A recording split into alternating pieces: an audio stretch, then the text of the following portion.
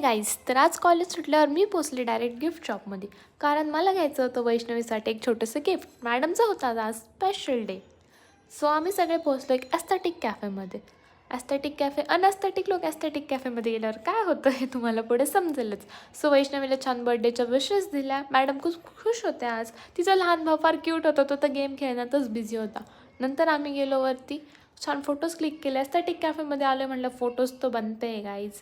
नंतर हादीचा भाऊ, तो आमचे फोटोज काढून काढून इतका वैतागला होता. तर दीदी तुम्ही किती फोटोज काढता. फायनली तो इतका दमून गेला, पण आम्ही खूप फोटोज काढले, व्हिडिओज काढले आणि मग गेलो खाली. वैष्णवीचं छान केक कटिंग झालं. मॅडमनी छान केक कट केला, सेलिब्रेशन केलं सगळ्यांनी छान. ही बघा आता कशी एकटीच केक खाती, आम्हाला द्यायचं तर काय करणार आता. एनिवेज नंतर मी दिलं तिला माझं छोटंसं आणलेलं गिफ्ट, जे तिचं ओपन करताना तिच्या चेहऱ्यावरची एक्साइटमेंटच काहीतरी वेगळी होती.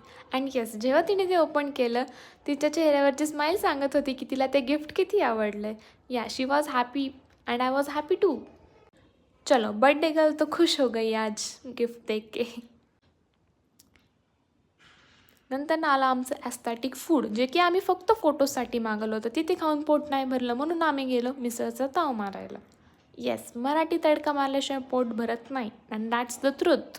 आमचं खाऊन झालं आणि नंतर मी घेऊन गेले मम्मीसाठी घरी पेस्ट्री. चलो बाय.